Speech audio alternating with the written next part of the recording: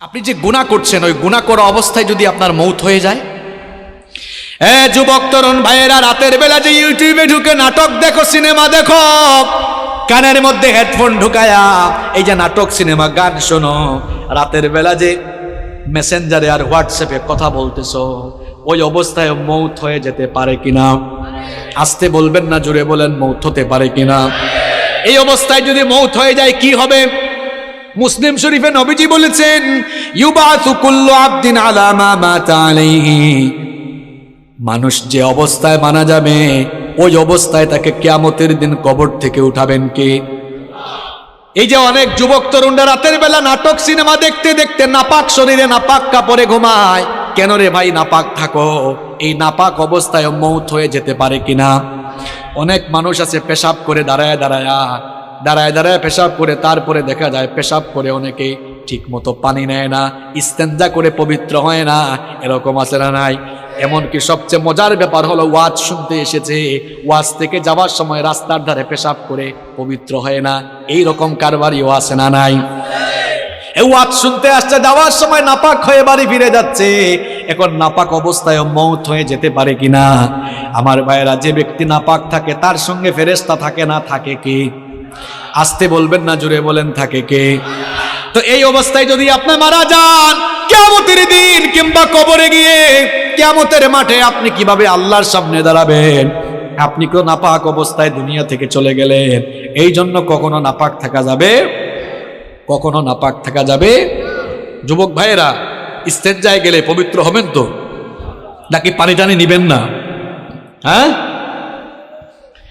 পাপের চিন্তা মাথায় আসলে মৌতের কথা স্মরণ করবেন, মৌতের কথা স্মরণ করবেন, গুনাহ থেকে বাঁচতে পারবেন। যখন দুনিয়ার লোভ লালসা আর গুনাহ করার দিকে আপনার মন বেশি ঝুঁকে যায়, আমি আপনাকে বলবো দুইটা জায়গায় সফর আপনি তখন বাড়ায় দিবেন। জুড়ে কোন কয়টা? আমি কথাটা আবারও রিপিট করছি, শুনেন। যখন পাপের দিকে, গুনার দিকে আপনার মন বেশি ধাবিত হয়ে যায়, ঠিক তখনই আপনি দুইটা জায়গায় সফর করবেন। একটা জায়গা হসপিটাল, 2 নাম্বার জায়গা কবরস্থান। হসপিটালে যাবেন, গিয়ে দেখবেন আপনার মতো কত দুনিয়াওয়ালা, কত টাকাওয়ালা, পয়সাওয়ালা লোকেরা, কোটি কোটি টাকা আছে, তাও আইসিইউতে তারা সামান্য একটা দিন আরামে থাকার জন্য হাহাকার করছে, আছে না নাই? যে কালো টাকার জন্য, অবৈধ টাকার জন্য অন্যায় করছেন, গুনাহ করছেন, হসপিটাল গিয়ে দেখেন কত মানুষের টাকা তারে বাঁচাইতে পারে। একটু পর পর আইসিইউ থেকে লাশ বের হচ্ছে। এরপরে হাসপাতালে যাওয়ার পরেও যদি আপনার দিল নরম না হয়, তাহলে মাঝে মাঝে প্রেমবাগের কবরস্থানগুলোতে ভিজিট করবেন, গিয়ে দেখবেন আপনার মতো টাকাওয়ালা, পয়সাওয়ালা লোকেরা, ক্ষমতাওয়ালা লোকেরা, একদিন বিরাট টাকা পয়সা, অর্থবিত্ত, বাড়ি গাড়ি সব ক্ষমতা ছিল, এখন কবরের নিচে ঘুমায়া আছে। আমরা মনে করি আমাদের বউ আপন, আমরা মনে করি ছেলে মেয়ে আপন। আজকে মরে দেখেন কেউ আপনার আপন নয়, আপন কেবল একজন, তিনি কি? কি কথা বলছি বুঝতে পারছেন আপনি? আপনি বলছেন আপনার বউ আপন, আপনার ছেলে মেয়ে, ভাই বোন আপন। আপনি এই মুহূর্তে মরে যান, বুঝবেন আপন কে। দেখবেন এই বউ, এই ছেলে মেয়েরা কিছুক্ষণ কান্না করবে, কিছুক্ষণ কান্না করার পরে বলবে, মৃত লাশকে বেশিক্ষণ ঘরে রাখতে নাই, তাড়াতাড়ি দাফন করা দরকার। আপনাকে দেখবেন সাদা কাফন দিয়ে পেঁচায়া জানাজার মাঠে নিয়ে যাবে। যে ছেলে মেয়েদের জন্য, দেখেন একটু আগেই বলেছি কেউ আপন না, এই ছেলে মেয়েদের জন্য, বাড়ি গাড়ি করার জন্য, প্রপার্টি করার জন্য, সম্পত্তি কামানোর জন্য ঠিকঠাক নামাজও পড়েন নাই, অনেক সময় সঠিকভাবে আল্লাহর ইবাদত করেন নাই। যাদেরকে আপন মনে করেছেন, আজ তারাই আপনাকে নিয়ে কবরে চলে যাবে, কবরে রেখে রেখে তারা আপনাকে চলে আসবে। এরপরে দেখবেন কেউ আপনার আপন থাকবে না। কবরে যাওয়ার পরে 2 জন ছাড়া আর কেউ আপন নাই, একজন হচ্ছেন আল্লাহ। এই জন্য কবরে ফেরেশতা এসে প্রথমে জিজ্ঞেস করবে, বোন নাম কি, ছেলে মেয়ের নাম কি, না জিজ্ঞেস করবে মার। আর একটু জোরে বলেন, মার রব্বুকা। প্রথমে এসে বলবে তোমার রব কে। তাহলে বুঝে নেন আপন, আপন কে, সবচাইতে আপন কে। আমার যখন ফুরাবে দিন, আসবে গহীন রাতি, থেকো আল্লাহ জীবনে, হয় চির সাথী, আসবে গহীন রাতি। আমার ভাই, আমার বাপ, আমার বউ, আমার ছেলে মেয়ে বলছেন, আমার আমার বলে যখন কাউকে পাবো না, সেদিন আমার শূন্য হিয়ায় তুমি থেকো সান্ত্বনা, তুমি থেকো সান্ত্বনা। আমার আমার বলে যখন কাউকে পাবো না, সেদিন আমার শূন্য হিয়ায় তুমি থেকো সান্ত্বনা, তুমি থেকো সান্ত্বনা। আখির আলো নিভে যেদিন মনে আলো দিয়ে, আসবে না কেউ অন্ধ চোখে একটু আলো নিয়ে, সেদিন আমার, সেদিন আমার, সেদিন আমার অন্ধ চোখে তুমি আলোর জ্যোতি, আসবে গহীন রাতি। আমার যখন ফুরাবে দিন, আসবে গহীন রাতি। থেকো আল্লাহ এ জীবনে হয় চির সাথী, আসবে গহীন রাতি। বলেন আমিন। একজনই আপন আর কেউ আপন না। আমার দাদার বাবার নাম জানি না। আপনি বলবেন হুজুর হঠাৎ করে এই কথা বলছেন কেন? হ্যাঁ, আপনি যে দুনিয়ার পেছনে ছুটছেন, ওই দুনিয়া যে আপনার নাম মনে রাখবে না, ওইটাই বুঝাচ্ছি আপনারে। আমি আমার দাদার বাপের নাম জানি না। আপনারা যদি বলি আপনার দাদার বাবার নাম কি, শেষ গুল্লা খাবেন। আমার দাদার বাপ 160-70 বছর আগে দুনিয়াতে ছিল। এখন 160-70 বছরের ব্যবধানে তার পরবর্তী প্রজন্ম তার নাম ভুলে গেল। ঠিক একই পরিণতি আমার আপনার হবে। কিসের পেছনে ছুটছেন আপনি? আপনার পরবর্তী প্রজন্ম দোয়া করা দূরের কথা, আপনার নামও মনে রাখবে না এরা। আপনার 6-7 পুরুষ আগে কারা কারা দুনিয়ায় ছিল, নসব নামা, আপনি কি সবার নাম বলতে পারবেন? 2-1 বলতে পারলেও সবাই পারবে। কার জন্য কি করছেন? এত গুনাহ করছেন, পাপ করছেন। এই ছেলে মেয়ে, জায়গা সম্পদ, বাড়ি গাড়ি, আরে ভাই বাড়ির জায়গায় থাকবে, বাড়িওয়ালা থাকবে। চোখেরই পলকে তুমি হতে পারো লাশ, চিরতরে বন্ধ হবে তোমারই নিঃশ্বাস। চোখের পলকে আপনি লাশ হতে পারেন। আশেপাশে বাজার আছে না? বাজারের নাম কি? ওই বসুন্ধিয়া বাজারে হয়তো আপনার কাফনের কাপড় বরাদ্দ হয়ে গেছে, চলে এসেছে, আপনি নিজেও জানেন না। আপনি ঘরে বসে এখন গোটা পৃথিবীর খবর নিতে পারবেন। ঘরে বসে গোটা পৃথিবীর খবর নিতে পারলেও কার জন্য কাফনের কাপড় রেডি, কেউ এই খবর জানে না। যুবকরা বলবে হুজুর আমরা জোয়ান, আমরা বাঁচবো আরো। আরে ভাই, তোমার মতো কত যুবক রাতের বেলা বাড়িতে ঘুমায়, সকালবেলা তার লাশ বের হয়। Keep in your mind, there is no serial of death. মৃত্যুর কোনো সিরিয়াল নাই। পৃথিবীতে আসার সিরিয়াল আছে, পৃথিবীতে আসার সিরিয়াল আছে, যাওয়ার কোনো সিরিয়াল নাই। দেখা যায় আসার সময় সবার আগে দাদা, তারপরে বাবা, এরপরে ছেলে, তারপর দাদার ঘরে নাতি। আসার সুন্দর সিরিয়াল আছে, যাওয়ার কোনো সিরিয়াল নাই। মাঝে মাঝে সিরিয়াল ব্রেক হয়ে দেখা যায় নাতির লাশ দাদা কবরে নামায়, অথবা ছেলের লাশ বাবা কবরে নামায়। যে কেউ যে কোনো সময় চলে যেতে পারে, কোনো ঠিক ঠিকানা নাই। কি কারণে আমাকে আপনাকে দুনিয়াতে পাঠানো হলো? কেন আমাদেরকে পয়দা করে দুনিয়াতে আল্লাহ পাঠালেন? কোরআনুল কারীমের 51 নম্বর সূরা সূরাতুয যারিয়াতের 56 নম্বর আয়াতের মাধ্যমে রব্বুল আলামিন আমাদেরকে সেই কথা জানিয়ে দিলেন, ওয়ামা খালাকাতুল জিন্না ওয়াল ইনসা ইল্লা লিয়াবুদুন। I didn't create the jinn kind and mankind except my worship. আল্লাহ তাআলা বলছেন, আমি পৃথিবীতে জিন আর মানব জাতিকে আমার গোলামি ছাড়া, আমার দাসত্ব ছাড়া অন্য কিছুর জন্য সৃষ্টি করি নাই। আমাদেরকে যার গোলামির জন্য সৃষ্টি করা হয়েছে তিনি কে? অনেকে বলে না, কয় হুজুর এত টাকা পয়সার মালিক, গোলাম পরিচয় দেই কেমনে? আপনি শুধু গোলাম নন, গোলামের ঘরের গোলাম, বান্দির ঘরের গোলাম। আপনার বাপ দাদা পূর্বপুরুষ 14 গোষ্ঠী আল্লাহর গোলাম। আমরা গোলাম জাত, গোলামির জন্যই আমাদেরকে সৃষ্টি করা হয়েছে। আমরা ইবাদত করব কার? বিধিবিধান মেনে চলবো কার? আমরা যেন আল্লাহর ইবাদত না করি, আমরা যেন আল্লাহর বিধিবিধান মেনে না চলি, আল্লাহর গুলামির পথে সব সময় একজন আমাদেরকে প্ররোচনা দেয়, বাধা দেয়, আমাদেরকে ধোঁকা দেয়। সবাই জোরে বলেন তো, তার নাম কি? শয়তান। এই শয়তানের বয়স আমাদের চেয়ে কম না বেশি? এই বেটার বুদ্ধি আমাদের চেয়ে কম না বেশি? দেখছেন কারবার, হে বয়সেও পাকনা, বুদ্ধিতেও পাকনা। সে সব সময় ধোঁকা দিয়ে দিয়ে আমাদেরকে আল্লাহর দ্বীনের বিপরীত পথে পরিচালিত করে জাহান্নামের দিকে নিয়ে যেতে চায়। শয়তানের এই প্ররোচনাকে মোকাবেলা করে, শয়তানের ফাঁদে পা না দিয়ে, শয়তানের গুলামি না করে যেই সকল লোকেরা আল্লাহর গুলামির পথে জীবন পরিচালনা করবে, তারাই নিজেদেরকে পরিশুদ্ধ বানিয়ে জান্নাতের পথে হাঁটতে হাঁটতে জান্নাতে চলে যাবে। সুবহানাল্লাহ। আর যারা শয়তানের ফাঁদে পা দিয়ে, শয়তানের প্ররোচনায় পড়ে দুনিয়ার জীবনকে শয়তানের কথা মতো দুনিয়ার জীবন কাটায় দিবে, এই লোকগুলোর দুনিয়া আখিরাত ব্যর্থ হয়ে এরা জাহান্নামে চলে যাবে।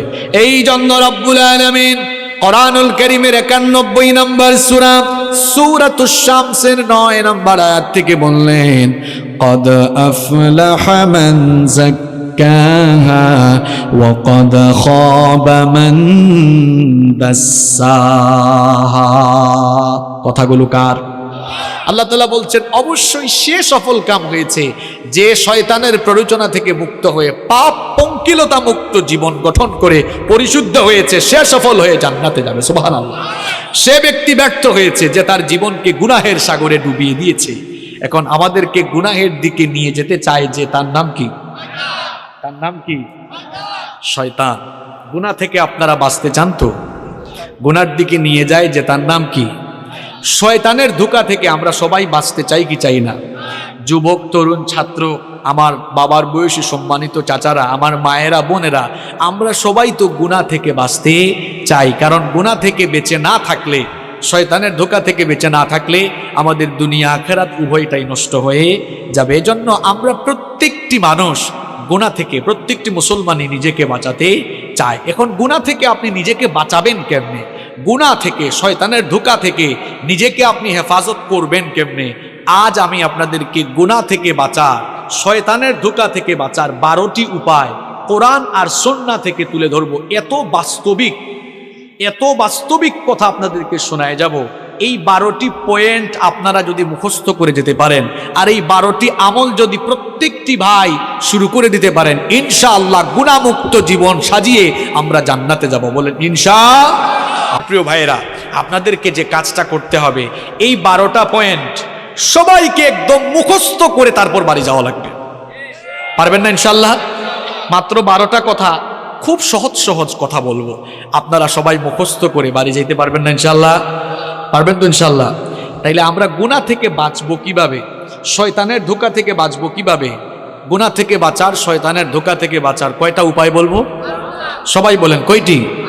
12টি। দেখেন, শুরু করছি। নাম্বার 1, 1 নাম্বার, গুনার দিকে নেয় যে তার নাম শয়তান, ওই শয়তানের ওয়াসওয়াসা থেকে পানাহ চাইতে হবে কার কাছে? 1 নাম্বার আমল শেখাই যাচ্ছি। যখন গুনাহের চিন্তা, পাপের চিন্তা মাথায় আসবে, সাথে সাথে ওই শয়তানের খপ্পর থেকে নিজেকে বাঁচানোর জন্য সাথে সাথে আশ্রয় চাইতে হবে কার কাছে? কারণ শয়তান হে এমন জিনিস, তারে মোকাবেলার জন্য পৃথিবীতে কোনো যন্ত্র আসে নাই, কিয়ামত পর্যন্ত আসবে না। আপনি গুলি, বোমা, রকেট কি দিয়া শয়তানের মোকাবেলা করবেন?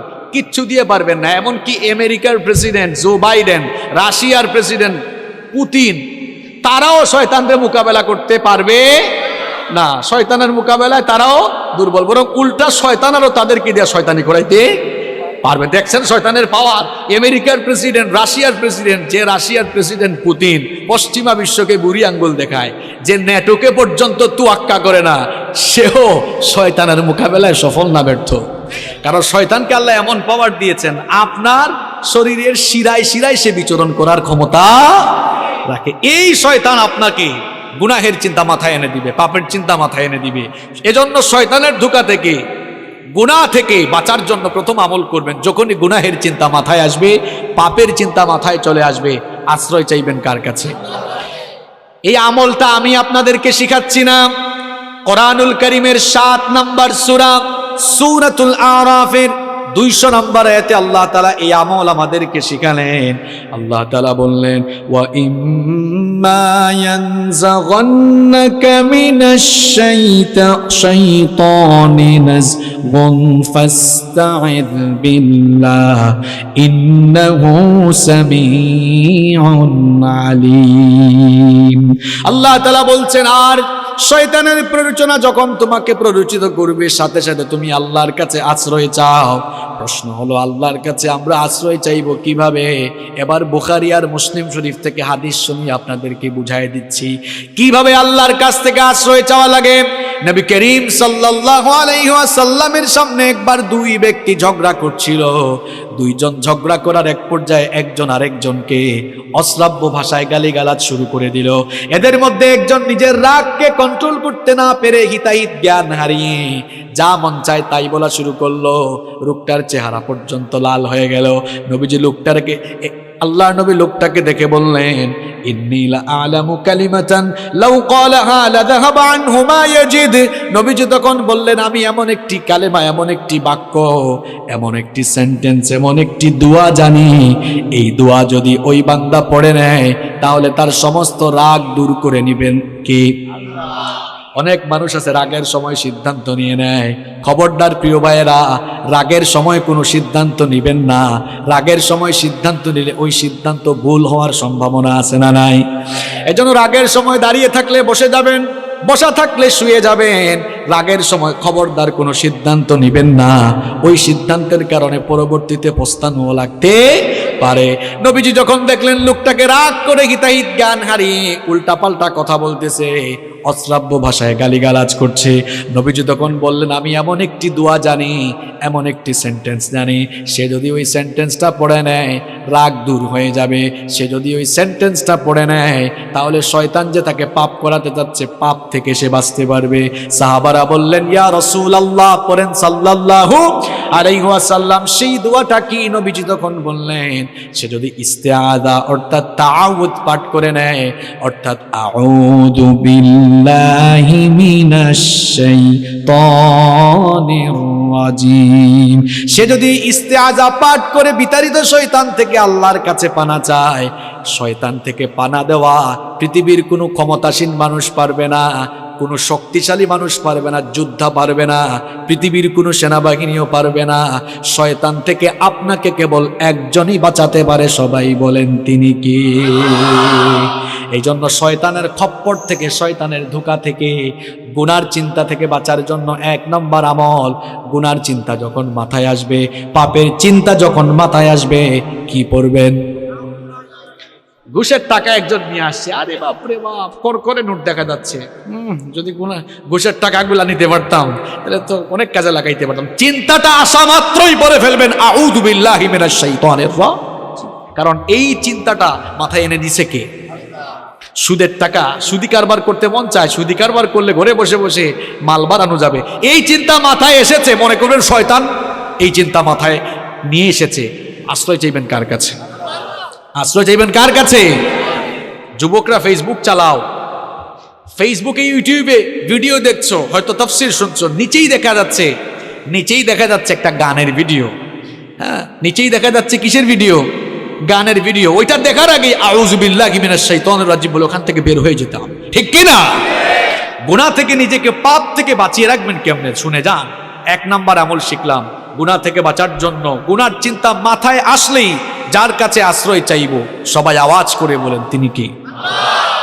2 নাম্বার আমল, গুনাহ থেকে বাঁচার জন্য, পাপ থেকে বাঁচার জন্য গুনাহের চিন্তা মাথায় আসলেই একজনের কথা দিলে স্মরণ করবেন, একজনকে ভয় করবেন সাথে সাথে, তিনি কি?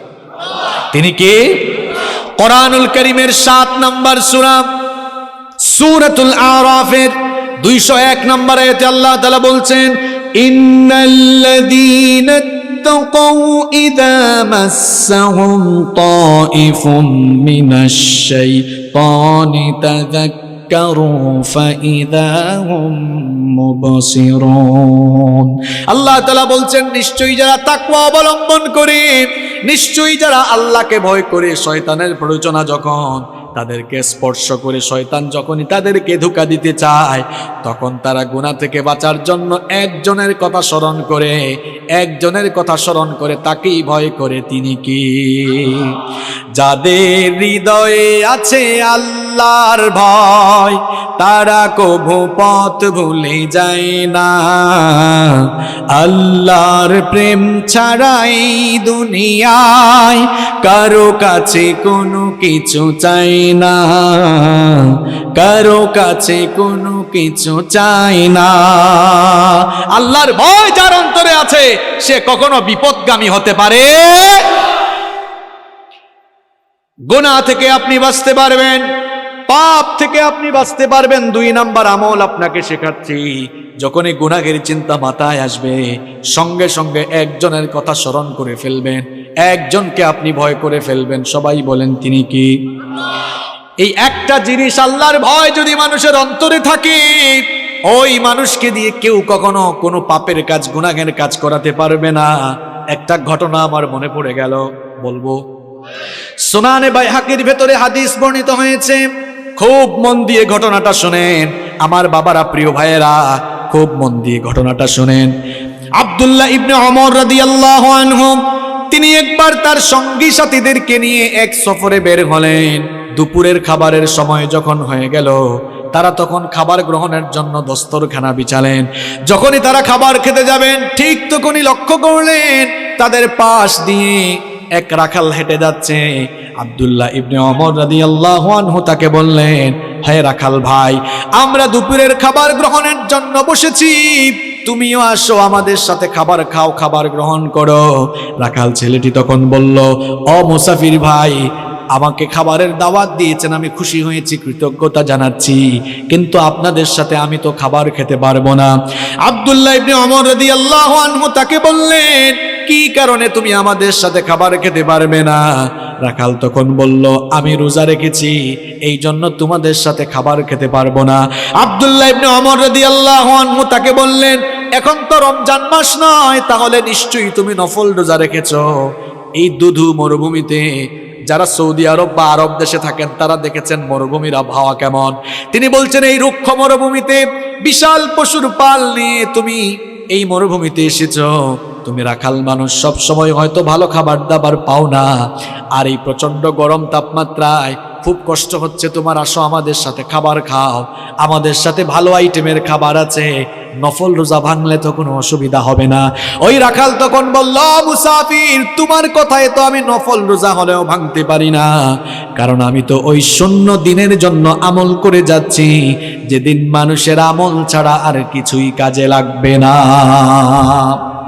সুবহানাল্লাহ পড়ে বলিয়েন, কিন্তু কথাগুলো বুঝেন আগে। আব্দুল্লাহ ইবনে ওমর রাদিয়াল্লাহু আনহু মনে মনে ভাবলেন, লোকটার অন্তরে মনে হয় পরহেজগারিতা আছে। চিন্তা করলেন, এরে এমনি এমনি ছাড়া যায় না, পরীক্ষা করে তারপরে তার ভেতরে কত পরহেজগারিতা আছে এটা দেখে তারপরে আজকে আমি তারে ছাড়বো। তিনি বললেন, ঠিক আছে, খাইও না, আমার কাছে আসো। কাছে আসার পর জিজ্ঞেস করলেন, এই যে বিরাট পশুর পাল নিয়ে মরুভূমিতে এসেছো, এই পশুপালের মালিক কে? রাখাল বলল, এগুলোর মালিক আমি নই, আমি একজনের গোলাম, আমি তার পশুপাল মরুভূমিতে চড়াই। এবার আব্দুল্লাহ ইবনে ওমর রাদিয়াল্লাহু আনহু রাখালকে পরীক্ষা করার জন্য একটা অপশন পেয়ে গেলেন।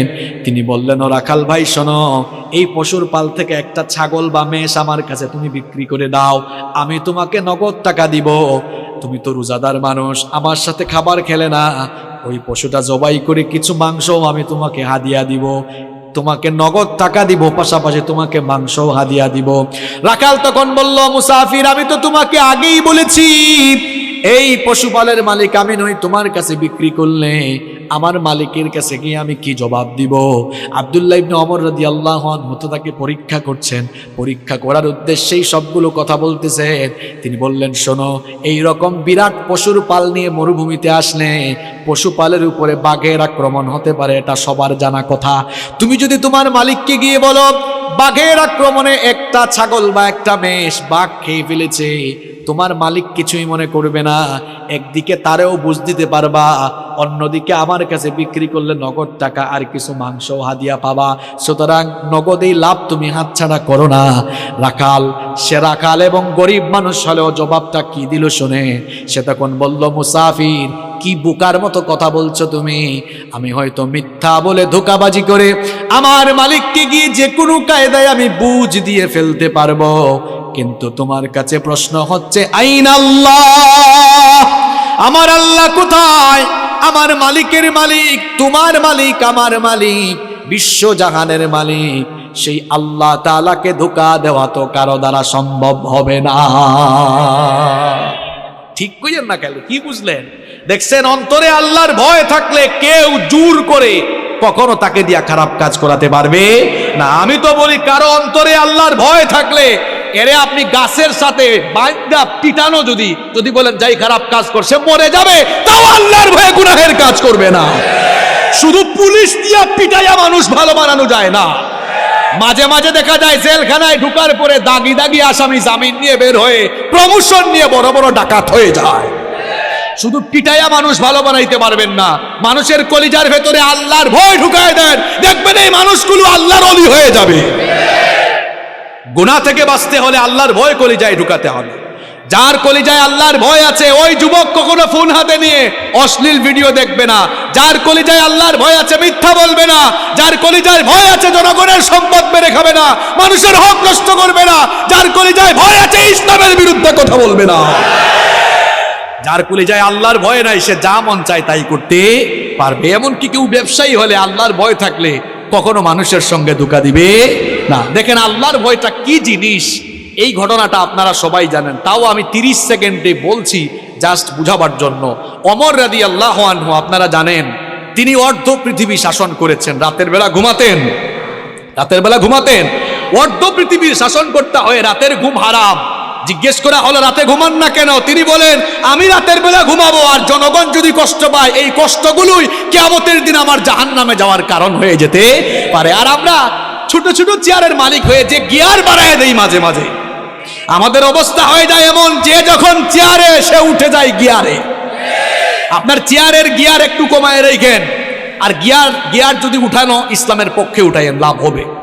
যেমন আমিও এখন গিয়ারে, কারণ আমি চেয়ারে, তবে আমার গিয়ার কোরআন হাদিসের পক্ষে, ইসলামের পক্ষে আছে। আর চেয়ারে বসে গিয়ার যদি ইসলামের বিরুদ্ধে নেন, মনে রাখবেন চেয়ারে বসাইছেন যিনি, জনগণের জুতার বাড়ি খাওয়াইয়া বেইজ্জত করে নামাইতে পারেন তিনি।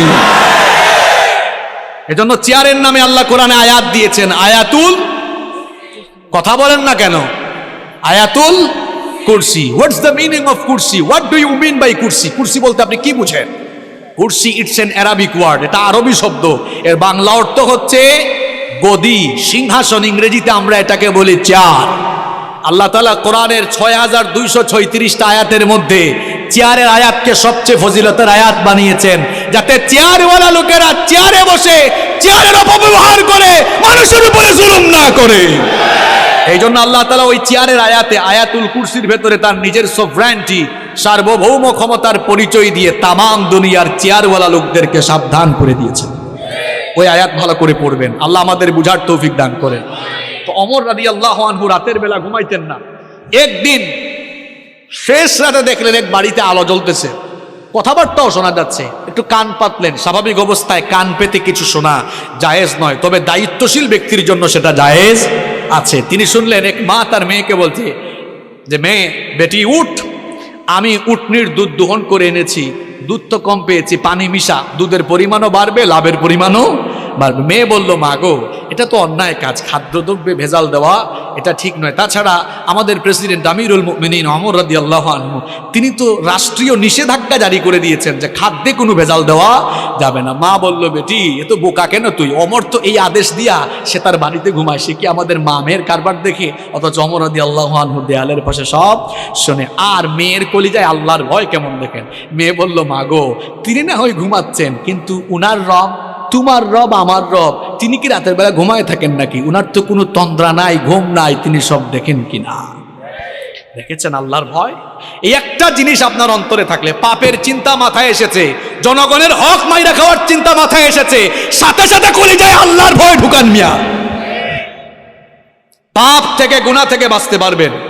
2 নাম্বার আমল শিখালাম, পাপের চিন্তা গুনাহের চিন্তা মাথায় আসা মাত্রই, পাপের চিন্তা গুনাহের চিন্তা, এদিকে ঘুরে, পাপের চিন্তা গুনাহের চিন্তা মাথায় আসা মাত্রই একজনের কথা স্মরণ করে তাকে ভয় করে ফেলা। তিনি কে? তিনি কে? আল্লাহ। কয়টা পয়েন্ট বললাম? 1 নাম্বার কি পড়বেন? গুনার চিন্তা মাথায় আসলে কি পড়বেন? 2 নাম্বার কাকে ভয় করবেন? নাম্বার 3 নাম্বার গুনাহের চিন্তা মাথায় আসলেই একটা জিনিসের কথা মনে করবেন, সেটার নাম মৃত্যু। সেটার নাম, জোরে বলেন, সেটার নাম কি? আপনি যে গুনাহ করছেন, ওই গুনাহ করা অবস্থায় যদি আপনার মৌত হয়ে যায়। যুবক তরুণ ভাইয়েরা, রাতের বেলা যে ইউটিউবে ঢুকে নাটক দেখো, সিনেমা দেখো, কানের মধ্যে হেডফোন ঢুকায়া এই যে নাটক সিনেমা গান শোনো, রাতের বেলা যে মেসেঞ্জারে আর হোয়াটসঅ্যাপে কথা বলতেছো, ওই অবস্থায় মৌত হয়ে যেতে পারে কিনা?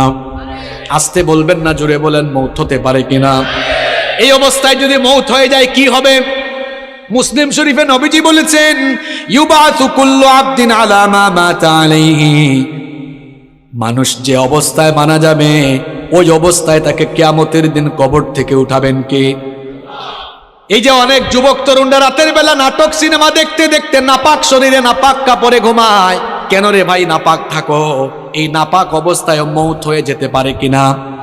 অনেক মানুষ আছে পেশাব করে দাঁড়ায় দাঁড়ায় পেশাব করে, তারপরে দেখা যায় পেশাব করে অনেকে ঠিক মতো পানি নেয় না, ইস্তেঞ্জা করে পবিত্র হয় না, এরকম আছে না নাই? এমনকি সবচেয়ে মজার ব্যাপার হলো, ওয়াজ শুনতে এসেছে, ওয়াজ থেকে যাওয়ার সময় রাস্তার ধারে পেশাব করে পবিত্র হয় না, এই রকম কারবারিও আছে না নাই? ওয়াজ শুনতে আসছে, যাওয়ার সময় নাপাক হয়ে বাড়ি ফিরে যাচ্ছে, এখন নাপাক অবস্থায় মৌত হয়ে যেতে পারে কিনা? আমার ভাইয়েরা, যে ব্যক্তি নাপাক থাকে তার সঙ্গে ফেরেশতা থাকে না, থাকে কে? আসতে বলবেন না, জোরে বলেন, থাকে কে? তো এই অবস্থায় যদি আপনি মারা যান, কিয়ামতের দিন কিংবা কবরে গিয়ে কিয়ামতের মাঠে আপনি কিভাবে আল্লাহর সামনে দাঁড়াবেন? আপনি তো নাপাক অবস্থায় দুনিয়া থেকে চলে গেলেন। এই জন্য কখনো নাপাক থাকা যাবে, কখনো নাপাক থাকা যাবে। যুবক ভাইয়েরা, ইস্তেঞ্জায় গেলে পবিত্র হবেন তো, নাকি পানি টানি নিবেন না? হ্যাঁ, পাপের চিন্তা মাথায় আসলে মৌতের কথা স্মরণ করবেন, মৌতের কথা স্মরণ করবেন, গুনাহ থেকে বাঁচতে পারবেন। যখন দুনিয়ার লোভ লালসা আর গুনাহ করার দিকে আপনার মন বেশি ঝুঁকে যায়, আমি আপনাকে বলবো 2টা জায়গায় সফর আপনি তখন বাড়ায় দিবেন। জুড়ে কোন কয়টা? আমি কথাটা আবারও রিপিট করছি, শুনেন। যখন পাপের দিকে গুনার দিকে আপনার মন বেশি ধাবিত হয়ে যায়, ঠিক তখনই আপনি 2টা জায়গায় সফর করবেন। একটা জায়গা হসপিটাল, 2 নাম্বার জায়গা কবরস্থান। হসপিটালে যাবেন, গিয়ে দেখবেন আপনার মতো কত দুনিয়াওয়ালা, কত টাকাওয়ালা, পয়সাওয়ালা লোকেরা, কোটি কোটি টাকা আছে, তাও আইসিইউতে তারা সামান্য একটা দিন আরামে থাকার জন্য হাহাকার করছে, আছে না নাই? যে কালো টাকার জন্য, অবৈধ টাকার জন্য অন্যায় করছেন, গুনাহ করছেন, হসপিটাল গিয়ে দেখেন কত মানুষের টাকা তারে বাঁচাইতে পারে। একটু পর পর আইসিইউ থেকে লাশ বের হচ্ছে। এরপরে হাসপাতালে যাওয়ার পরেও যদি আপনার দিল নরম না হয়, তাহলে মাঝে মাঝে প্রেমবাগের কবরস্থানগুলোতে ভিজিট করবেন, গিয়ে দেখবেন আপনার মতো টাকাওয়ালা, পয়সাওয়ালা লোকেরা, ক্ষমতাওয়ালা লোকেরা, একদিন বিরাট টাকা পয়সা, অর্থবিত্ত, বাড়ি গাড়ি সব ক্ষমতা ছিল, এখন কবরের নিচে ঘুমায়া আছে। আমরা মনে করি আমাদের বউ আপন, আমরা মনে করি ছেলে মেয়ে আপন। আজকে মরে দেখেন কেউ আপনার আপন নয়, আপন কেবল একজন, তিনি কি? কি কথা বলছি বুঝতে পারছেন আপনি? আপনি বলছেন আপনার বউ আপন, আপনার ছেলে মেয়ে ভাই বোন আপন। আপনি এই মুহূর্তে মরে যান, বুঝবেন আপন কে। দেখবেন এই বউ, এই ছেলে মেয়েরা কিছুক্ষণ কান্না করবে, কিছুক্ষণ কান্না করার পরে বলবে, মৃত লাশকে বেশিক্ষণ ঘরে রাখতে নাই, তাড়াতাড়ি দাফন করা দরকার। আপনাকে দেখবেন সাদা কাফন দিয়ে পেঁচায়া জানাজার মাঠে নিয়ে যাবে। যে ছেলে মেয়েদের জন্য, দেখেন একটু আগেই বলেছি কেউ আপন না, এই ছেলে মেয়েদের জন্য, বাড়ি গাড়ি করার জন্য, প্রপার্টি করার জন্য, সম্পত্তি কামানোর জন্য ঠিকঠাক নামাজও পড়েন নাই, অনেক সময় সঠিকভাবে আল্লাহর ইবাদত করেন নাই। যাদেরকে আপন মনে করেছেন আজ তারাই আপনাকে নিয়ে কবরে চলে যাবে, কবরে রেখে রেখে তারা আপনাকে চলে আসবে। এরপরে দেখবেন কেউ আপনার আপন থাকবে না। কবরে যাওয়ার পরে দুইজন ছাড়া আর কেউ আপন নাই, একজন হচ্ছেন আল্লাহ। এই জন্য কবরে ফেরেশতা এসে প্রথমে জিজ্ঞেস করবে বোন নাম কি, ছেলে মেয়ের নাম কি, না জিজ্ঞেস করবে মার, আর একটু জোরে বলেন মার রব্বুকা। প্রথমে এসে বলবে তোমার রব কি। তাহলে বুঝে নেন আপন কে, সবচাইতে আপন কে। আমার যখন ফুরাবে দিন, আসবে গহীন রাতি, থেকো আল্লাহ এ জীবনে, হয় চির সাথী, আসবে গহীন রাতি।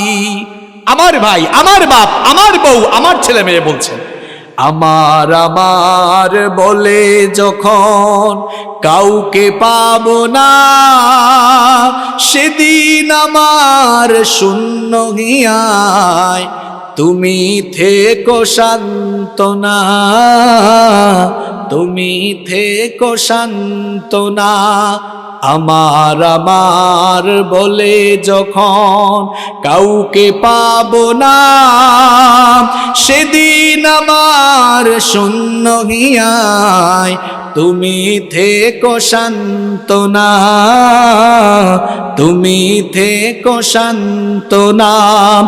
আখির আলো নিভে যেদিন মনে আলো দিয়ে, আসবে নাকি অন্ধ চোখে একটু আলো নিয়ে, সেদিন আমার, সেদিন আমার, সেদিন আমার অন্ধ চোখে তুমি আলোর জ্যোতি, আসবে গহীন রাতি।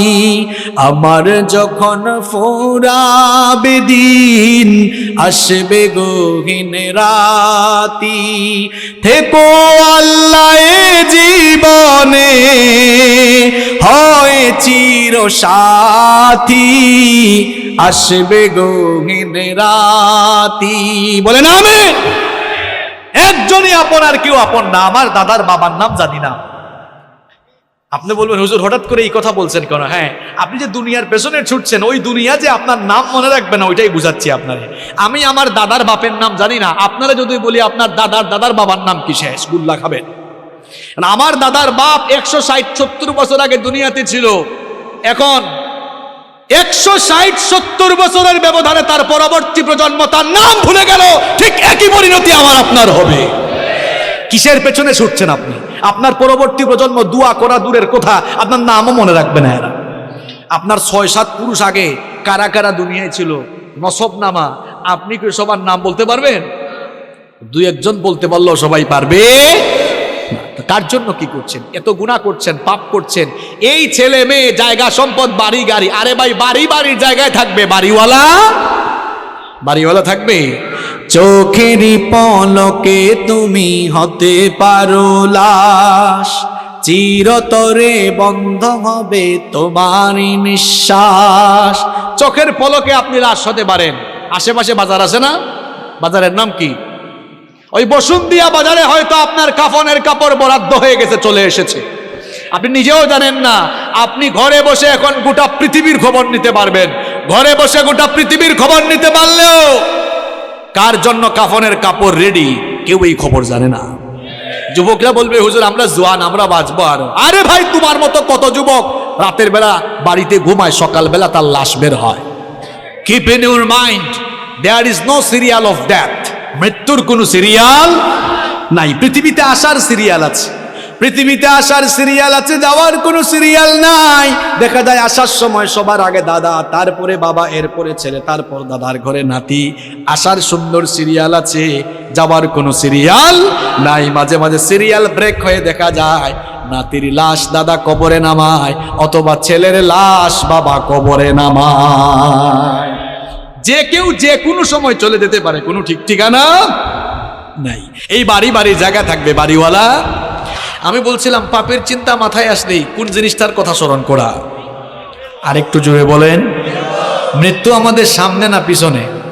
না, এটা ভুল। মৃত্যু সামনে নয়, মৃত্যু পেছনে। কবর হলো সামনে, মৃত্যু পেছনে, কবর সামনে। আমার প্রিয় ভাইরা, যখনই কোনো গুনার চিন্তা মাথায় আসবে সাথে সাথে মৌতের কথা স্মরণ করবেন। আমি যদি গুনাহ করতে করতে মারা যাই, মরে যেতে পারি কিনা, মরে যেতে পারি কিনা, এই মৃত্যুর কথা স্মরণ করলে দেখবেন আপনি গুনাহের কাজ থেকে, পাপের কাজ থেকে নিজেকে আপনি হেফাজত করে রাখতে পারবেন ইনশাআল্লাহ।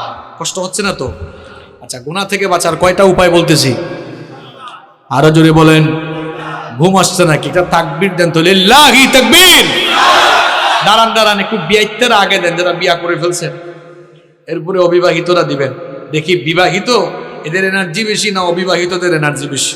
বিবাহিত ভাইরা প্রথমে রেডি, আপনারা মান সম্মান রাখেন কিন্তু।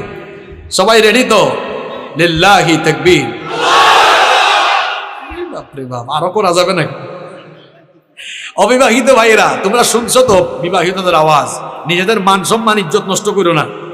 তোমাদের আওয়াজ যদি বিয়ের আগেই কম থাকে সবাই ট্রল করবে তোমাদেরকে নিয়ে। সবাই রেডি তো অবিবাহিত ভাইরা? আচ্ছা, ইলেকট্রিসিটি চলে আসে আলহামদুলিল্লাহ। অবিবাহিত ভাইরা সবাই রেডি তো? লিল্লাহি তাকবীর। তোমাদের তো এনার্জি বেশি থাকবেই ভাই, তোমরা তো বিয়ে করো না। এবার বিবাহিত অবিবাহিত ছোট বড় আমার বয়স্ক বাবারা সবাই মিলে আরেকবার লিল্লাহি তাকবীর। এদের জীবনে আসছিল সব চলে গেছে, তাই না?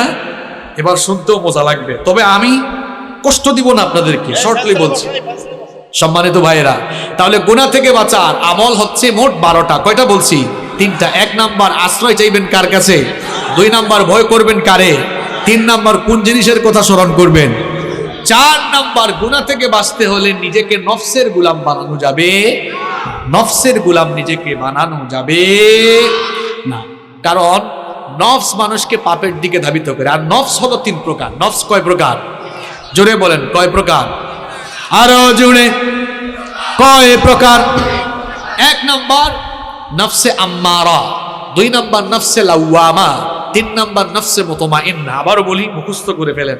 1 নাম্বার নফসে আম্মারা, 2 নাম্বার নফসে লাওয়ামা, 3 নাম্বার নফসে মুতমাইন্না। আমি বানায় বলছি। 3 প্রকার নফসের কথা কোরআনে আছে। কোথায় আছে দেখায় দিই। 1 নাম্বার নফসে আম্মারা, এটা কোন প্রকার নফস? যে নফস গুনাহের দিকে ধাবিত করে। এই ধরনের নফস থেকে আল্লাহ আমাদেরকে হেফাজত করেন। রব্বুল আলামিন কোরআনুল কারীমের 12 নম্বর সূরা, সূরা ইউসুফের 53 নম্বর আয়াতে বলছেন, ইন্নান নাফসা লাআম্মারাতুম বিস-সুই ইল্লা মা রাহিমা রাব্বি ইন্না রাব্বি গফুরুর রহিম। আল্লাহ তাআলা বলছেন, নিশ্চয়ই নফস মানুষকে পাপের দিকে, গুনাহের দিকে ধাবিত করে। তবে সেই ব্যক্তি ছাড়া যার উপরে আল্লাহ দয়া করেন, নফসের গোলামি আপনাকে ছেড়ে দিতে হবে গুনাহ থেকে বাঁচার জন্য। যেমন ফজরের সময়, হোক সেটা শীতের দিন, হোক সেটা গরমের দিন, দেখবেন ফজরের টাইমে ওয়েদারটা একটু ঠান্ডা থাকে, আরামের থাকে। ওই সময় নফস চাইবে, মন চাইবে ঘুমান, আর আল্লাহ চাইবেন বান্দা উঠে নামাজ পড়। বলেন তো নফসের চাওয়াকে প্রাধান্য দিবেন নাকি আল্লাহর চাওয়াকে প্রাধান্য দিবেন? বললেন তো আল্লাহর চাওয়ারে প্রাধান্য দিবেন।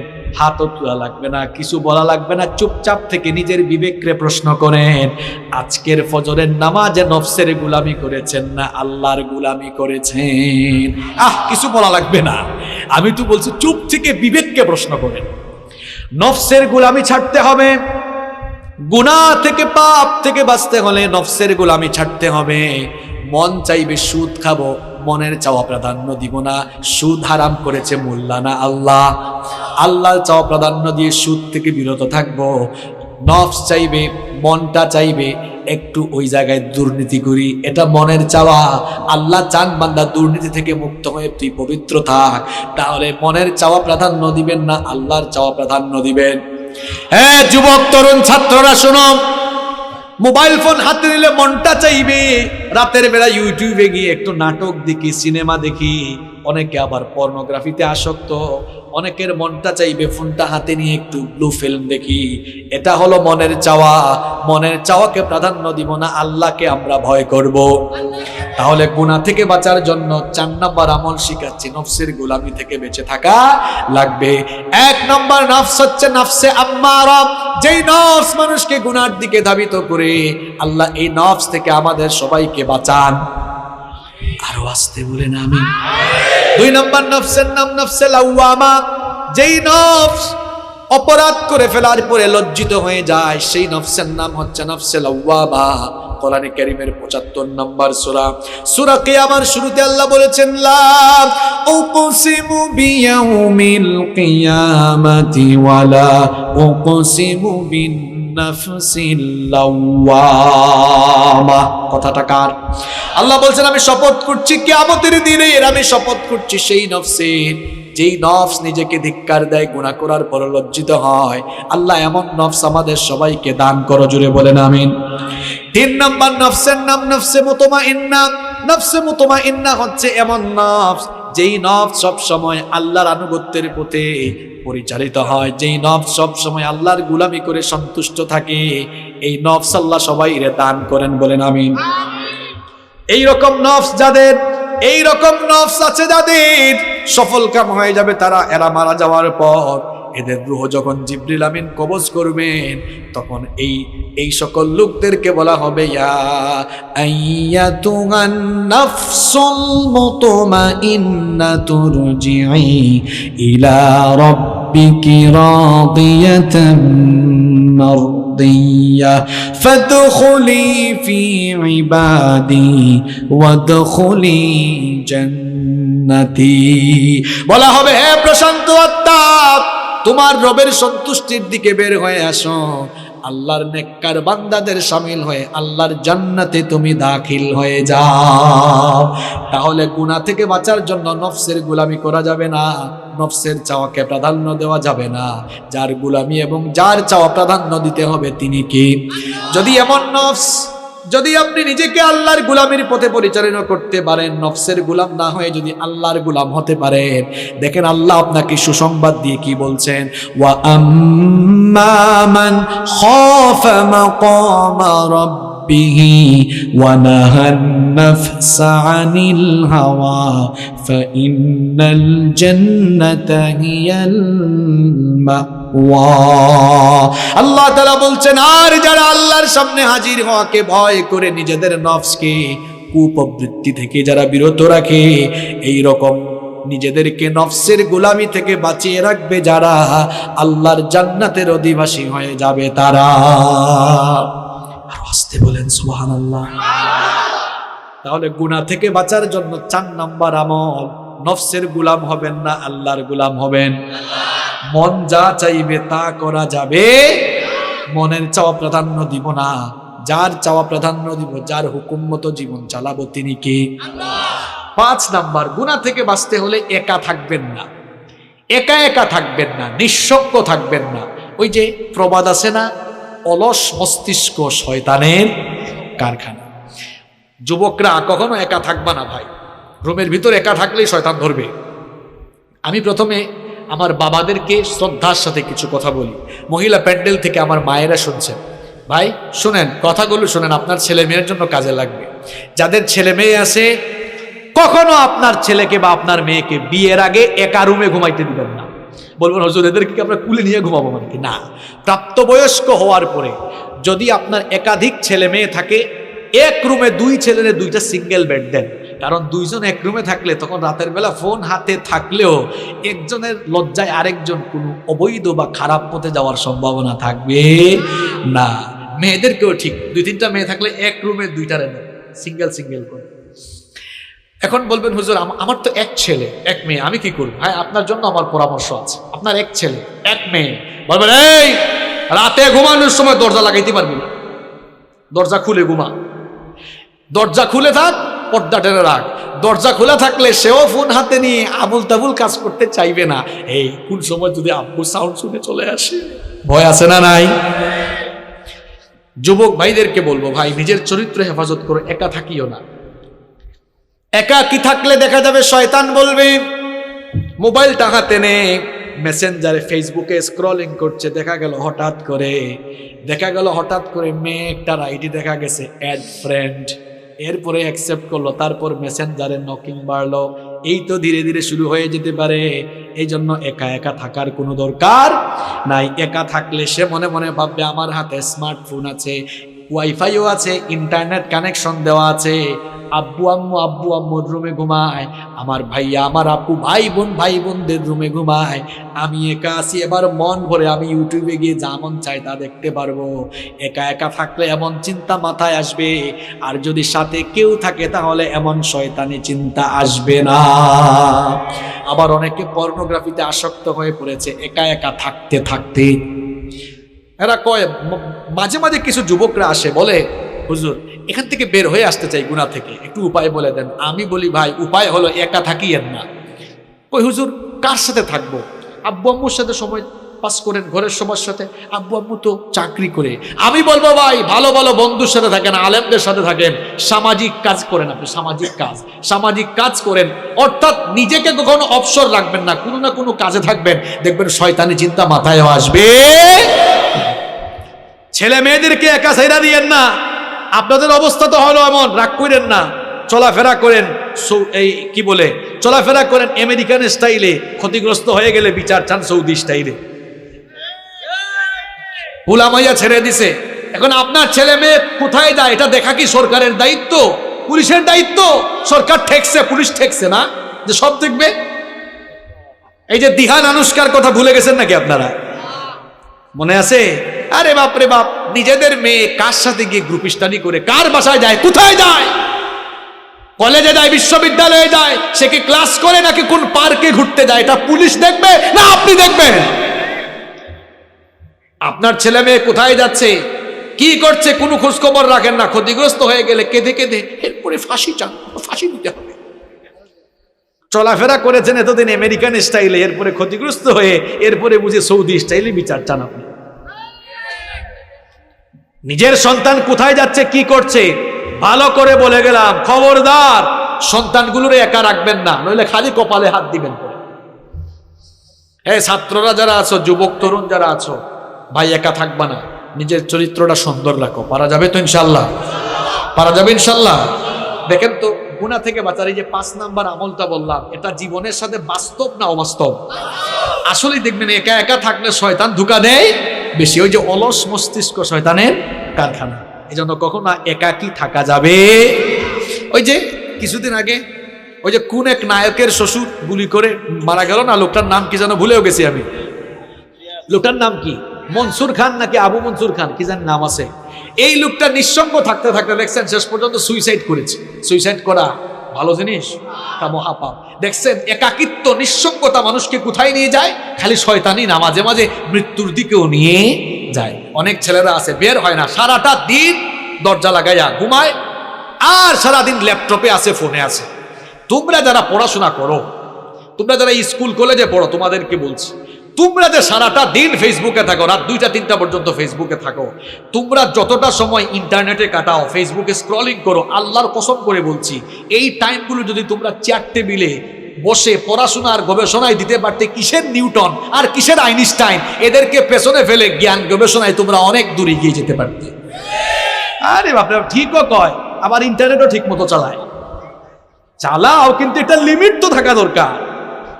দেখছেন হে যুবক, তার চেহারা দেখছেন, গালটাল ভাঙ্গা এমনি। তুমি যুবক মানুষ, তোমার চেহারার এই অবস্থা হয়েছে কেন? তোমার চেহারা লাবণ্য থাকবে, স্মার্টনেস থাকবে, গালটাল ভেঙে গেছে, বিচি উঠতে উঠতে তার চেহারা শেষ।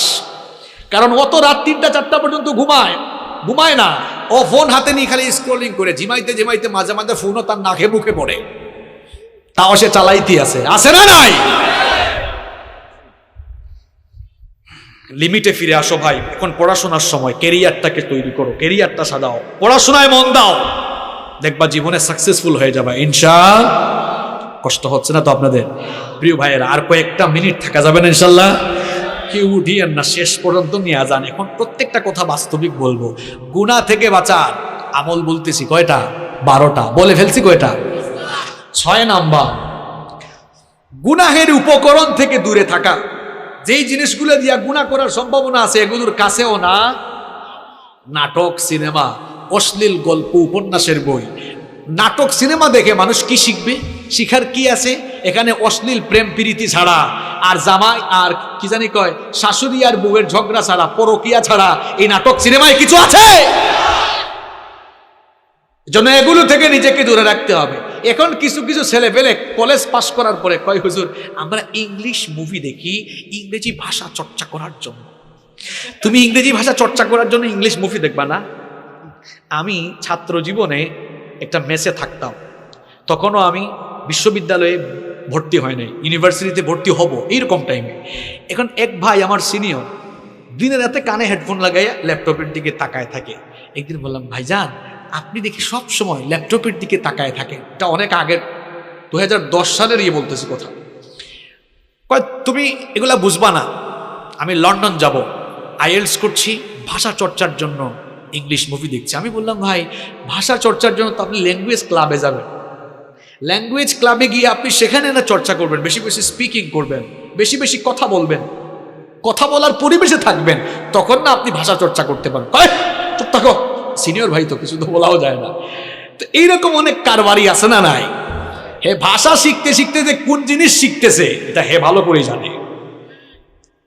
গুনাহের উপকরণ থেকে দূরে থাকতে হবে। পর্নোগ্রাফিতে যারা আসক্ত এদের ভেতর থেকে মনুষ্যত্ববোধ চলে গেছে, এদের ভেতরে পশুত্ব তৈরি হয়েছে। এরা মেয়েদেরকে জীবনে কোনোদিন সম্মান করতে পারবে না। মেয়ে দেখলেই হে মনে করে এটা ভোগ্য পণ্য, এটা ভোগ করার জিনিস।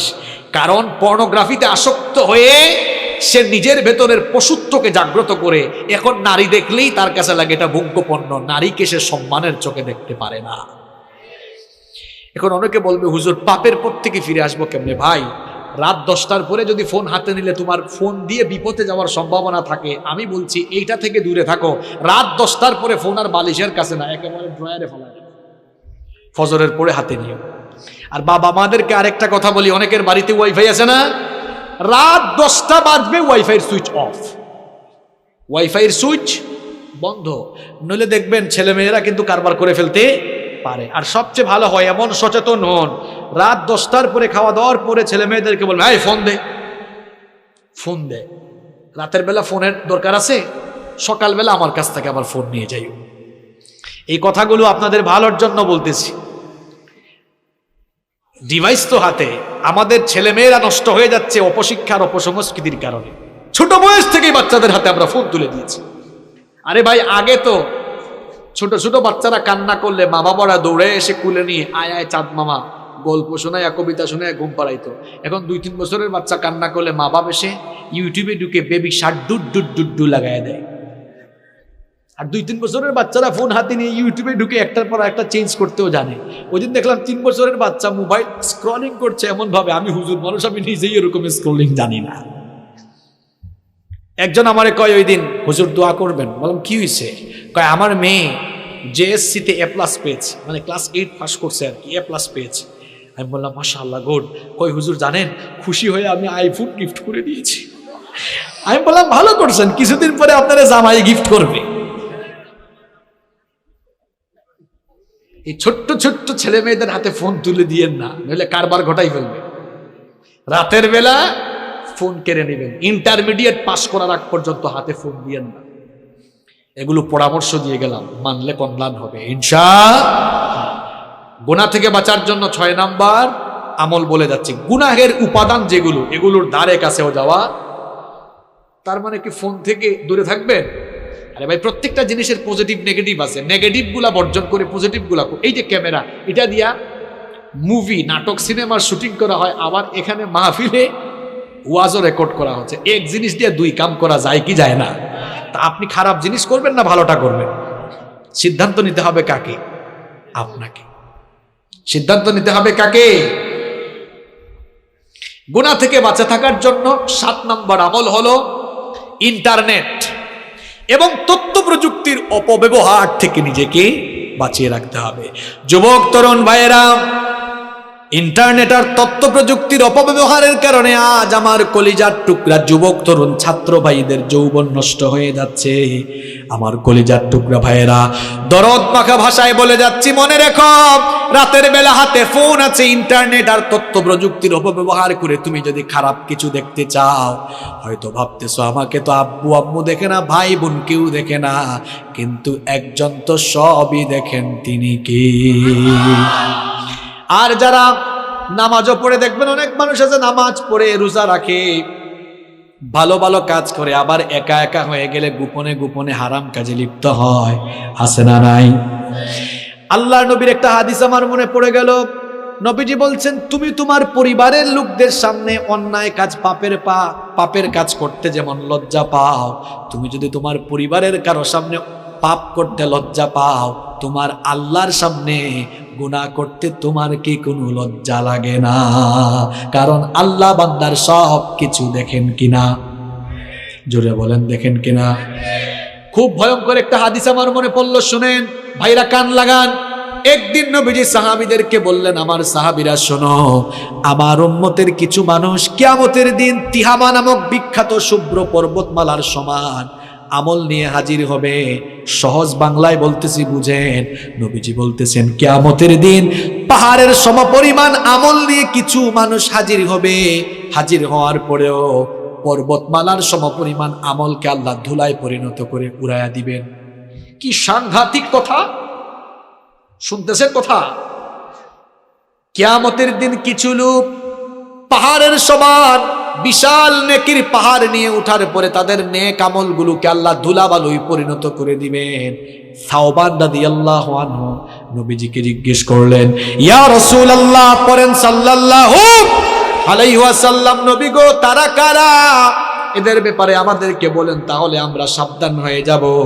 নবীজি বললেন, সাওবান, এরা হচ্ছে তোমাদেরই ভাই, যারা তোমাদের সঙ্গে নামাজ পড়বে, তোমাদের সাথেই চলাফেরা করবে, কিন্তু যখন তারা নির্জনে একাকী হয়ে যাবে, তখন তারা গোপনে গোপনে হারাম কাজে লিপ্ত হয়ে যাবে। এজন্য যুবক ভাইরা, রাতের বেলা গোপনে গোপনে মেয়েদেরকে মেসেঞ্জারে নক দিও না। রাতের বেলা একা একা ইউটিউবে ঢুকে হারাম কিছু দেখিও না। এই যে হাদিসটা বললাম, 5 ওয়াক্ত নামাজও পড়বা, হারাম কাজও করবা, সমস্ত আমলগুলোকে ধুলাবালু করে উড়িয়ে দিবেন কে? আল্লাহ আমাদেরকে হেদায়েতের উপর অটল রাখো, গুনাহ থেকে বাঁচিয়ে রাখো, বলেন আমিন। তাহলে 7 নম্বর আমল কি বললাম? ইন্টারনেট তথ্য প্রযুক্তির অপব্যবহার থেকে নিজেকে মুক্ত রাখা। পারা যাবে তো ভাই ইনশাআল্লাহ? নাম্বার 8 নাম্বার গুনাহ থেকে বাঁচার জন্য 8 নাম্বার উপায় হলো, অসৎ ব্যক্তিদের সাথে, অসৎ বন্ধুদের সাথে মিশা যাবে না। কথায় আছে না, সৎসঙ্গে স্বর্গবাস, অসৎ সঙ্গে। এজন্য যুবক তরুণ ভাইয়েরা, সিগারেট খুর, ইয়াবাখুর, বাবাখুর, এদের সাথে মিশিও না। ভালো মানুষকে বন্ধু বানাও। বন্ধু বানাবেন কাকে? যার দুনিয়াদারি আপনার চেয়ে কম আর দিনদারি আপনার চেয়ে, আবারও বলছি, বন্ধু বানাবেন কাকে? যার দুনিয়াদারি আপনার চেয়ে কম আর দিনদারি আপনার চাইতে। আমি জানি মাহফিলে অনেক ভাইরা আসেন গুনাহ করতে করতে, এই গুনাহ নিয়েই আসেন। তারা হয়তো এখন আমার কথা রাগ করছে, হুজুর আমরা খারাপ কাজ করি বলে কেউ কি আমাদের বন্ধু হবে না? হবে। আপনাদের বন্ধু আমরা, আপনাদের বন্ধু এখানে যারা 5 ওয়াক্তের নামাজি ভালো ভালো ছেলে, এরা আপনাদের বন্ধু। আমরা আপনাদেরকে দাওয়াত দিয়ে দিয়ে, মাথায় হাত দিয়ে দিয়ে, বুকে টেনে টেনে নামাজি বানাবো ইনশাআল্লাহ। আমি বলতেছি ওই সকল ছেলেদেরকে যারা একটু মিশলেই খারাপ হয়ে যাওয়ার সম্ভাবনা আছে। আপনারাও দেখবেন ছেলে মেয়েরা কাদের সাথে মিশে, কারণ হে হয়তো ভালো আছে, কিন্তু খারাপ কারোর সাথে মিশলে থাকতে থাকতে সেও খারাপ হয়ে যেতে পারে। এই জন্য প্রিয় ভাইয়েরা, গুনাহ থেকে বাঁচার জন্য 8 নম্বর উপায় হলো, অসৎ ব্যক্তিদের সাথে মিশা যাবে না। কষ্ট হচ্ছে আপনাদের? এই তো শুনেন, আর 4টা পয়েন্ট আছে। নাম্বার 9 নাম্বার, গুনাহ থেকে বাঁচার জন্য মনটা চাইবে গুনাহ করে ফেলি, এই কামটা করে ফেলি, সাথে সাথে সবর করে নিজেকে তখন সংযত করবেন, যেটাকে বলি আমরা কন্ট্রোল করা। নিজেকে কন্ট্রোল করতে হবে। আপনি যদি কন্ট্রোল করতে পারেন, সুবহানাল্লাহ, আমার আল্লাহ কত দয়াবান। নবীজি হাদিসে বলেছেন, কোনো বান্দা একটা ভালো কাজ করবে, শুধু নিয়ত করবে, কাম করার আগে নিয়ত করলেই সাথে সাথে আল্লাহ আমলনামায় একটা নেকি দান করেন। আর বান্দার নিয়তের পরে যখন কাজটা করে ফেলে, আল্লাহ আমলনামায় সওয়াব 10 থেকে 700, এমনকি আল্লাহ চাইলে আরো বাড়ায়া দেন। সুবহানাল্লাহ। আর আমার আল্লাহর দয়া কেমন দেখেন, ভালো কাজের নিয়ত করলে সাথে সাথে নেকি লেখা হয়, খারাপ কাজের নিয়ত করলে সাথে সাথে গুনাহ লেখা হয় না। আল্লাহ বলেন, এই ফেরেশতা দ্বারা দেখ আমার বান্দা শেষ পর্যন্ত কাজটা না করে ফিরে আসে কিনা। যদি বান্দা ফিরে আসে, আল্লাহর ওই লোকটার আমলের খাতায় গুনাহ লিখতে আদেশ দেন না। সুবহানাল্লাহ। তাহলে পাপ থেকে বাঁচতে হলে গুনাহ করবেন করবেন, মাথায় চিন্তা আসবে, ঠিক সেই সময় নিজেকে কন্ট্রোল করে ফেলবেন। কার ভয়ে? নাম্বার 10, গুনাহ থেকে, পাপ থেকে বাঁচার 10 নম্বর আমল হলো নিজের ভেতরে লজ্জাশীলতা পয়দা করুন। গুনাহ করার পরে আমরা ভুল করতে পারি ভাই, ভুল করা দূষণীয় না। কারণ আমাদের বাবা পৃথিবীর প্রথম মানুষ যিনি, তিনিও ভুল করছেন। নাম কি? নাম কি? তিনি ভুল করার পরে ভুলের উপর থাকেন নাই, লজ্জা পেয়ে তওবা করে ফেলছেন। এই জন্য তার মর্যাদা বাড়িয়েছেন কে? এই শয়তান। কি শয়তান ছিল? প্রথমে কি ছিল? আরে ভাই, হ্যাঁ, শুধু ফেরেশতা না, ফেরেশতাদের সর্দার। একটা ভুল করছে, ভুল করার পরে অহংকার করেছে, লজ্জা পেয়ে মাফ চায় নাই। এই জন্য ফেরেশতার সর্দার থেকে শয়তানের সর্দার হয়ে গিয়েছে। কি বুঝলেন? তাহলে আপনি পাপ করছেন, ভুল করছেন, এটা দূষণীয় না। পাপ করা যতটা না দূষণীয়, পাপ করার পর পাপের উপরে থাকা এটা মারাত্মক দূষণীয়। নবীজি এই জন্য বলেছেন, মুসলিম শরীফের হাদিস, কুল্লু ইবনে আদম খাত্তাউন ওয়া খায়রুল খাত্তাইন আত-তাওয়াবুন। মানুষ মাত্রই গুনাহগার, মানুষ মাত্রই পাপী, তবে ওই পাপ করা, গুনাহ করে ফেলা মানুষদের মধ্যে আল্লাহর কাছে সবচাইতে প্রিয় হলো তারা গুনাহ করার পর আল্লাহর কাছে তাওবা করে যারা। সুবহানাল্লাহ। এই জন্য পাপ থেকে বাঁচতে হলে নিজের ভেতরের লজ্জা বাড়াতে হবে না কমাতে হবে? দেখেন কয়েকটা নমুনা বলি। লজ্জাশীলতা কেমনে বাড়াবেন? লজ্জাশীলতা এমন ভাবে বাড়াবেন, অনেকে তো আছে প্যান্ট আর লুঙ্গি টাকনুর নিচে পড়ে, এটা জায়েজ না হারাম? সুতরাং আমরা কখনো টাকনুর নিচে লুঙ্গি বা প্যান্ট পরবো না। এই গুনাহটা করতে যেন লজ্জা লাগে, কারণ বান্দা মুমিন কখনো গুনাহের কাজ করতে পারে না। এমন কাজ যারা করেন, শুনেন, নবীজি বলেছেন কিয়ামতের দিন আল্লাহ তাআলা ওই লোকটার দিকে তাকাবেন না, তার সঙ্গে আল্লাহ কথা বলবেন না, তাকে আল্লাহ পবিত্র করবেন না, তাকে আল্লাহ জাহান্নাম থেকেও বাঁচাবেন না। 4টা কথা বলেছি, আবার শুনেন। নবীজি বলেছেন কিয়ামতের দিন আল্লাহ ওই ব্যক্তির দিকে তাকাবেন না, তার সঙ্গে আল্লাহ কথা বলবেন না। 3 নাম্বার, আল্লাহ তাকে পবিত্র করবেন না। 4 নাম্বার, আল্লাহ তাকে জাহান্নাম থেকেও মুক্তি দিবেন না। সাহাবীরা বললেন, নবী গো, কার কথা বলছেন? নবীজি তখন বললেন, যারা টাকনুর নিচে কাপড় ঝোলায়া হাঁটে। কই হুজুর, টাকনুর উপরে পড়তে কেমন জানি আনস্মার্ট আর খেত লাগে। আরে ভাই, টাকনুর উপরে তো আমরা জুব্বা পরি, পায়জামাও পরি, দেশে বিদেশে ঘুরি, আজ পর্যন্ত কেউ আমাদেরকে আনস্মার্টও বলে নাই, খেতও বলে নাই। বরং নবীর সুন্নত মানে যারা, দুনিয়ায় সবচেয়ে স্মার্ট হলো তারা। এজন্য যুবক ভাইরা, নবীর সুন্নত মানা যাবে তো? নবীর সুন্নত দাড়িটা রাখা যাবে না, একেবারে ফ্রেশ কাট এরকম থাকা যাবে না, দাড়ি রেখে ফেলতে হবে। দাড়ি রাখা সুন্নত। পৃথিবীর এমন কোন নবী নাই যে নবী দাড়ি রাখেন না। এমন কোন নবী আছে? সব নবীর দাড়ি ছিল। দাড়ি রাখবেন, চেহারার উজ্জ্বলতা বাড়ায় দিবেন কে?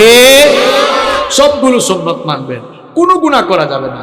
নিজেদের ঘরের মহিলাদেরকে পর্দায় রাখা লাগবে, কারণ পর্দার বিধানটা মোল্লার না আল্লাহর। অনেক বোনেরা আছে, যেহেতু মা বোনরা আসছে, এদের ব্যাপারে তো কিছু বলা দরকার। এখন আবার অনেকে আছে বুরখা পরে তারপরে চেহারা খুলে বের হয়, আছে না নাই? চেহারাটা হলো সৌন্দর্যের দেহের রাজধানী, চেহারার দিকে তাকালেই কে কেমন সেটা বোঝা যায়। এখন কিছু আধুনিক যুগের ফ্যাশনেবল নারী আছে, বুরখা পরে আবার লিপস্টিক দিয়া মেকআপ ছাড়া বের হয়ে, আসে না নাই? তো এরকম বের হইতে আপনারা কে বলছে? এরকম ফাইজলামি করতে কে বলছে? আবার অনেকে আছে বুরখা পরে খুব অ্যাট্রাকটিভ আর টাইট ফিট বুরখা, অবশ্য যশোরে নাই। বিভিন্ন কালারের ঝাঁকানাকা কালারের বুরখা পরে টাইট ফিট বুরখা পরে, এমন টাইট ফিট সব কিছু বোঝা যায়, এইরকম পরে আছে না নাই? আমার বোনদেরকে বলবো, খবরদার এমন বুরখা পরবেন না, ঢিলে ঢালা বুরখা, কালো রঙের বুরখা পরবেন। এমন বুরখা পরবেন যে বুরখাটা পরলে কিছুই দেখা যাবে না, কিছুই বোঝা যাবে না। আপনারাও নারীদেরকে কয়, ভাই ভাবিরে আপনি এমনে নিয়ে কেন বেরোইছেন, বুরখা পরাইলেন না কেন? কয়, দেখ তোর ভাবি এত সুন্দরী, এত রূপসী, এটা আমি না জানি, এলাকার মানুষ তো জানে না, এলাকার মানুষের একটা হক আছে না?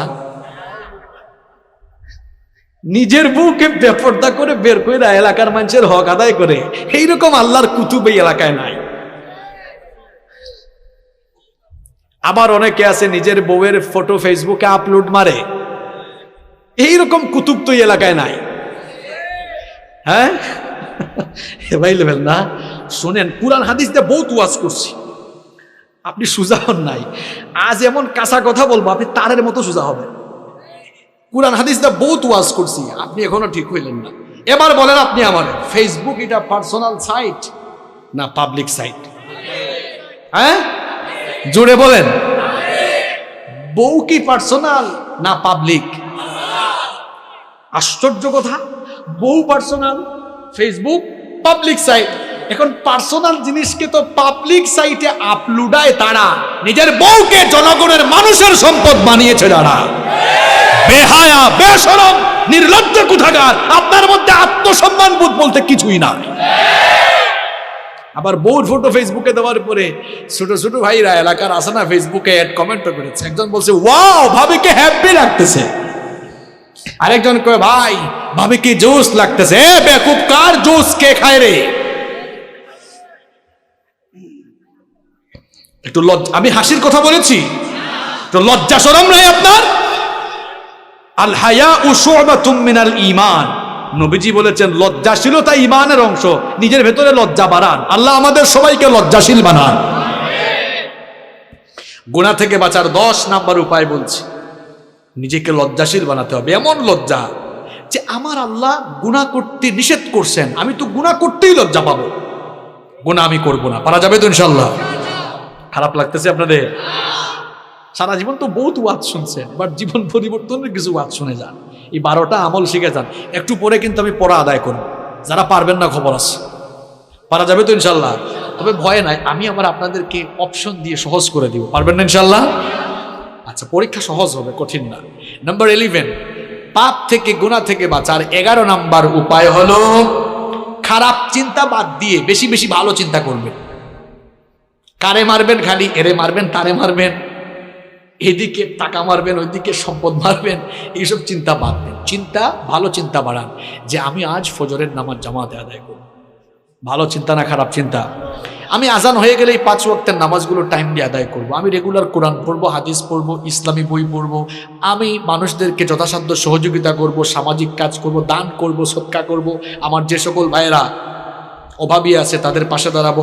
মানে ভালো ভালো চিন্তা করেন, যত বেশি ভালো চিন্তা করবেন তত আপনি খারাপ চিন্তা থেকে মুক্ত হয়ে গুনাহ থেকে নিজেকে বাঁচিয়ে রাখতে পারবেন। পারা যাবে ইনশাআল্লাহ। নাম্বার 12, 12 এবং সর্বশেষ হচ্ছে গুনাহ থেকে বাঁচার জন্য তাওবা ইস্তেগফারের অভ্যাস গড়ে তুলেন। বেশি বেশি তওবা ইস্তেগফার করেন। দেখি সবাই আন্তরিকতা দিয়ে একেবারে দিল থেকে বলবেন, আমাদের কলিজার টুকরা নবী, যিনি নাম হচ্ছে মুহাম্মাদুর রাসূলুল্লাহ সাল্লাল্লাহু আলাইহি ওয়াসাল্লাম, আমার আপনার কলিজার টুকরা নবী, উনার জীবনে গুনাহের কোনো দাগ, কোনো ছিটাফুটা আছে? জন্ম থেকে নিয়ে ওফাত পর্যন্ত, নবুয়তের আগেও মাসুম, পরেও। ওই নবীর আমল শুনেন, বুখারী শরীফের হাদিস, নবীজি বলছেন, ওয়াল্লাহি, আল্লাহর কসম, ইন্নী লা আস্তাগফিরুল্লাহ ওয়া আতুবু ইলাইহি ফিল ইয়াউমি আকসারা মিন 70 মাররা। নবীজি বলছেন, আল্লাহর কসম, আমি পয়গাম্বর, আমি নবী হওয়ার পরেও রেগুলার 70 বারের বেশি আল্লাহর কাছে তওবা করি। এটা বুখারী শরীফের হাদিস। আর মুসলিম শরীফের হাদিসে নবীজি আরেকটু বাড়িয়ে বললেন, শোনো, ফা ইন্নী আতুবু ইলাইহি ফিল ইয়াউমি মিআতা মাররা, আমি তো নবী হয়েও ডেইলি 100 বার আল্লাহর কাছে তওবা করি। আমার আপনার নবীর জীবনে গুনাহের কোনো দাগ নাই, ছিটাফুটা নাই, তিনি মাসুম। তিনি যদি ডেইলি 100 বার তওবা করেন আল্লাহর কাছে, আমরা উনার পাপী উম্মত সেকেন্ডে সেকেন্ডে গুনাহ করে ফেলি। নবী যদি করেন 100 বার, পাপী উম্মতের করা দরকার 100 বার না 1000 বার। এবার আর উত্তর দেওয়া লাগবে না, চুপচাপ থেকে নিজের বিবেককে নিজে জিজ্ঞেস করেন, আপনি করেন কয়বার? আপনি করেন কয়বার? এজন্য যখনই সময় পাবেন পড়বেন আস্তাগফিরুল্লাহ, যখনই সময় পাবেন জপবেন আস্তাগফিরুল্লাহ, যখনই সময় পাবেন পড়বেন আস্তাগফিরুল্লাহ। বাক্যটা ছোট কিন্তু পাওয়ার কম না বেশি?